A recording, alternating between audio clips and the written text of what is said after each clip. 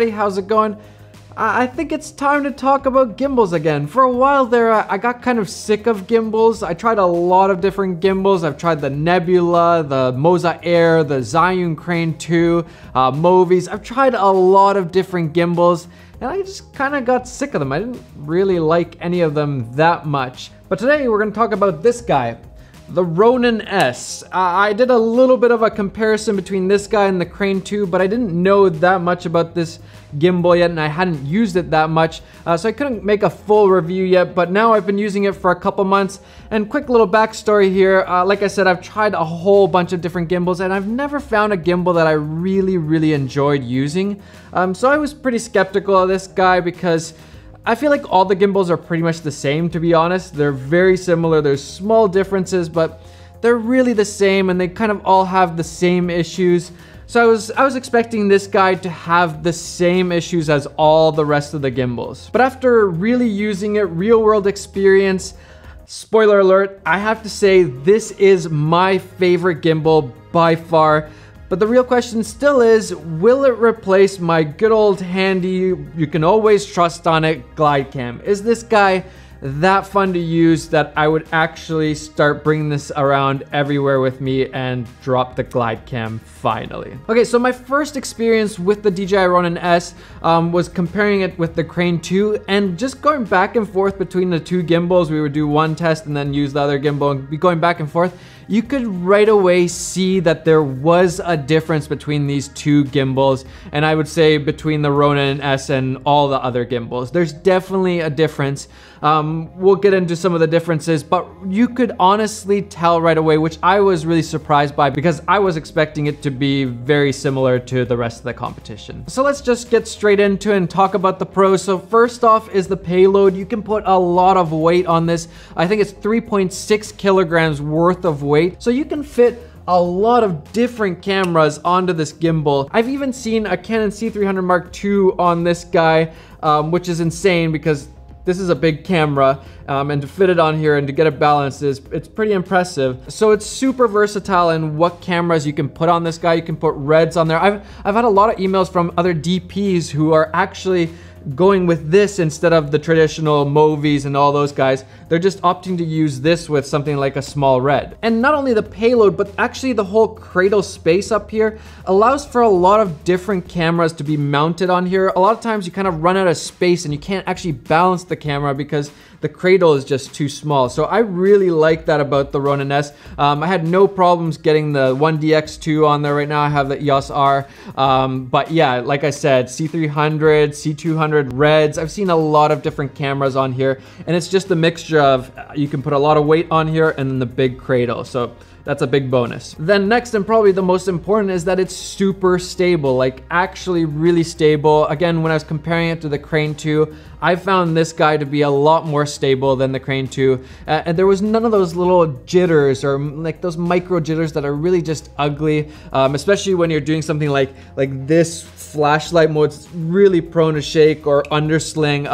Yeah, this guy did really well. I wasn't noticing any of that micro jitter. And then probably one of my biggest gripes with pretty much all of the other competition is that the horizon goes off really quickly. So you start filming, it's looking great, and then all of a sudden everything's tilted and all your footage is going to be crooked, and there's no quick, easy way of fixing that on most of the gimbals. And to be honest, I was expecting the exact same thing to happen on the Ronin S, but I've never had that happen yet, and I've used this quite a bit on a bunch of different trips. It's never gone way off the horizon, all crooked. So that is like, it sounds kind of stupid and like it should be a given, but I'm telling you, this is the first gimbal that's actually worked like it's supposed to and not gone all wonky with the horizon. And it's honestly the worst thing when you're out there and trying to film and all of a sudden everything's crooked and you're like, well, I guess I'm just gonna have to zoom in and rotate it in post. Like, that actually really sucks. So yeah, that's something that this Ronin S has above every other gimbal pretty much that I've tried to date. The app is really great. It's simple for the most part. I didn't have any issues with it. I love that you can auto tune it in there.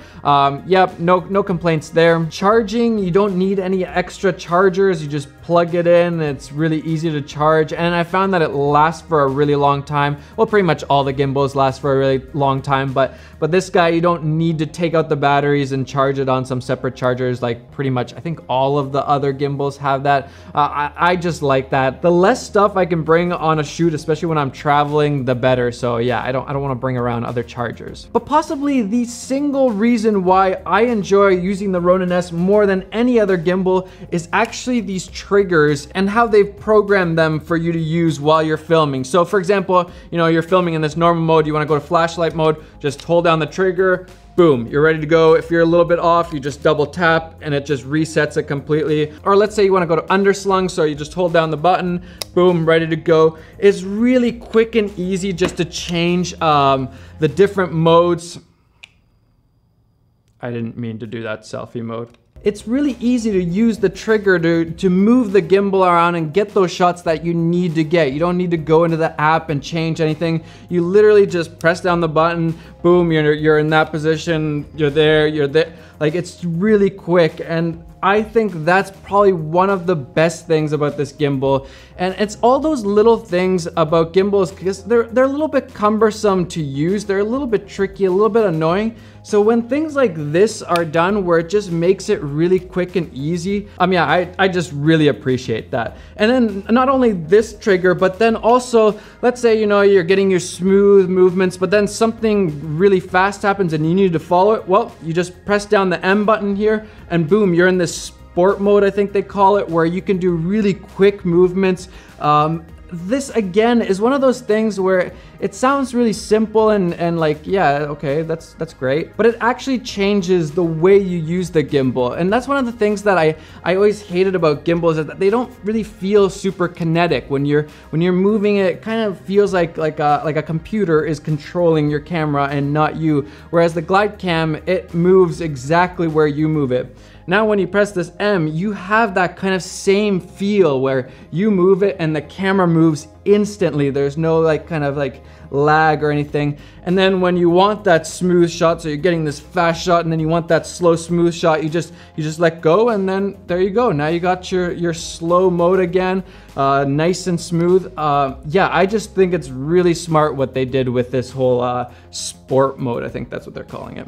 Now, no gimbal or product is perfect. There's always going to be issues. So what are the downsides of the Ronin S? First off, I would say it's still a pain to balance. All the gimbals are so annoying to balance. There's so many different things, and you know, you move it a little bit, it goes too far, and you're just like going back and forth forever. I can't wait till they just have like kind of like motors that self-balance, or even little dials to just dial it in instead of like going, oh, too far, like, it's really annoying. They have the little markings, but still it takes a while to kind of get used to the whole balancing thing. And I think that is going to be one of the big reasons why a lot of just like regular people who aren't super into filmmaking won't be using gimbals, is because they're hard to balance. Another thing is the focus wheel. I'm not really sold on these focus wheels. Like, I'm never gonna be moving and focusing, like holding the gimbal with one hand and then focusing at the same time. It's not gonna happen.